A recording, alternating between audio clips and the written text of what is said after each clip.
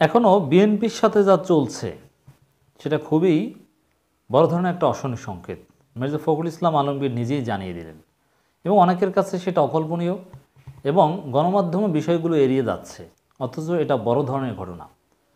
রাজনীতি অনেকটা স্বাভাবিক বা পরিস্থিতি দমন পীড়ন এগুলো স্বাভাবিক বলেই সবাই ধরে নিচ্ছে। সিভিল সোসাইটির লোকজন বা মানবাধিকার কর্মী কারো তেমন কোনো উদ্বেগ নাই যে না, নেতারা তো মুক্তি পেয়েছে, অল্প কয়েকজন বা অল্প কিছু বাকি আছে, তারাও পাইপলাইনে আছে মুক্তি পাওয়ার, রাজনৈতিক সভা সমাবেশও নেই, দমন পীড়ন গ্রেপ্তার হামলা এগুলো নেই, মোটামুটি সব ঠিক, এরকমই একটা পারসেপশন মিডিয়া এবং মানবাধিকার কর্মীদের মধ্যে। কিন্তু না, এখনও বিএনপি নেতাদের হত্যাও চলছে এবং গ্রেপ্তারও চলছে, জামিন নামঞ্জুর, নতুনভাবে আবার আটকে রাখার চেষ্টা, সবই চলছে।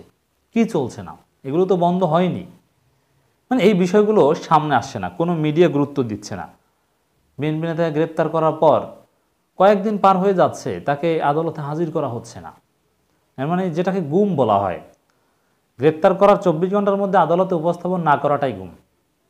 24 ঘন্টা পার হয়, যতক্ষণ থাকবে ততক্ষণ তিনি গুম, সেটাও হচ্ছে। অথচ এটা নিয়ে কোনো কথাবার্তা নেই। মির্জা ফখরুল ইসলাম আলমগীর একটা গুরুত্বপূর্ণ বিবৃতি দিয়ে এই বিষয়টা জাতিকে জানিয়ে দিলেন। আমি মনে করি আলোচনাগুলো জারি রাখা দরকার।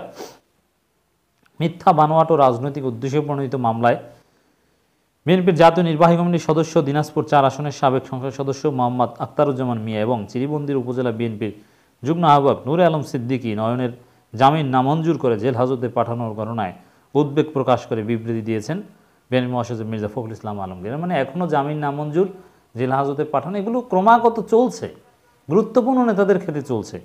মানে সরকার দমন পীড়ন থেকে আসলে এখনও সরে আসেনি। এক বিবৃতিতে বিএনপি মহাসচিব বলেন, 7 জানুয়ারি প্রশাসনের নির্বাচনের মাধ্যমে ক্ষমতা দখল করে আওয়ামী শাসক গোষ্ঠী এখন আরও বেশি বেপরোয়া কর্তৃত্ববাদী হয়ে উঠেছে। রাষ্ট্র ক্ষমতা টিকিয়ে রাখার জন্য বিএনপি এবং এর অঙ্গ সহযোগী সংগঠন সহ গণতন্ত্র মনা বিরোধী দলের নেতাকর্মীদের উপর নানা কায়দায় দমন পীড়নের মাত্রা বৃদ্ধি করা হয়েছে।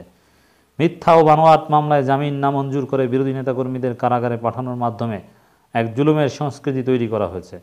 মোহাম্মদ আখতারুজ্জামান মিয়া এবং নূরে আলম সিদ্দিকী নয়ন এবং এর জামিন নামঞ্জুর করে কারাগারে পাঠানো এই ঘটনা আওয়ামী লীগের মাত্রাতিরিক্ত জুলুমের এই ধারাবাহিকতা। বর্তমানে দেশে আইনের শাসন ও সুশাসন নেই বলেই গণতান্ত্রিক সংগ্রামে অংশগ্রহণরত নেতাকর্মীরা ন্যায় বিচার থেকে বঞ্চিত হচ্ছেন। এটা স্বাভাবিক ছিল যে তাদেরকে জামিন চাওয়া হয়েছে, তাদের জন্যে আদালত একেবারেই সহজে জামিন দিয়ে দিবে, এটা নিয়ে কোনো বিতর্ক বা কোনো প্রশ্নে ওঠার কথা নয়। কিন্তু না, জামিন দিচ্ছে না, নির্যাতন থেকে সরকার সরে দাঁড়ায়নি, আমরা নিন্দা জানাচ্ছি। দেশে এক সর্বাগ্রাসী অরাজকতা বিদ্যমান রয়েছে, দুঃশাসন প্রলম্বিত করার জন্যই রাষ্ট্র সমাজে ভীতি ও আতঙ্ক ছড়িয়ে দেওয়া হচ্ছে। সারা দেশে প্রতিনিয়ত সরকারের মদদে বিরোধী নেতাকর্মীদের জামিন নামঞ্জুরের মাধ্যমে কারান্তরীণ করার ঘটনা আমি গভীর উদ্বেগ প্রকাশ করছি এবং অবিলম্বে এই 2 নেতার কথা বলছেন, তাদেরকে মিথ্যা মামলা প্রত্যাহার করে মুক্তির আহ্বান জানিয়েছেন মির্জা ফখরুল।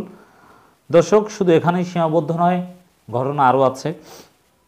আরেকটা বিবৃতি এটাও মির্জা ফখরুল ইসলাম আলমগীর পাঠিয়েছেন। জাতীয়তাবাদী ছাত্রদল ঢাকা ইন্টারন্যাশনাল ইউনিভার্সিটি শাখার আহ্বায়ক অদুত রহমান শাওন তিনি দুর্ঘটনায় গুরুতর আহত হয়ে রাজধানী পঙ্গু হাসপাতালে চিকিৎসাধীন অবস্থায় ইন্তেকাল করেছেন।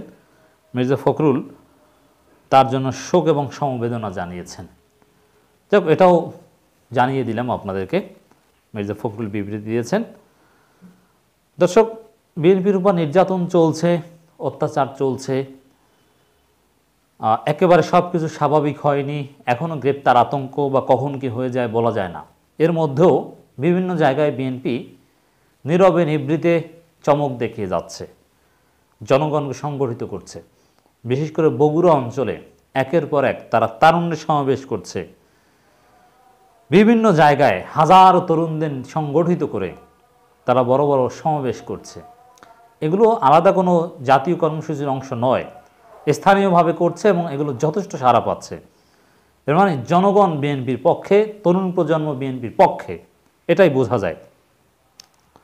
বগুড়ার শিবগঞ্জ উপজেলার চানুঞ্জ কালীতলা হাটে দলীয় কার্যালয়ের সামনে মাঝিহট্ট ইউনিয়ন যুবদল, স্বেচ্ছাসেবক দল ও ছাত্রদলের যৌথ আয়োজনে তারুণ্যের সমাবেশে প্রধান অতিথি হিসেবে বক্তব্য রাখেন শিবগঞ্জ উপজেলা বিএনপি সভাপতি ও সাবেক উপজেলা চেয়ারম্যান মীর শাহে আলম। এছাড়া বিএনপি অঙ্গ সংগঠনের নেতৃবৃন্দ বক্তব্য রাখেন।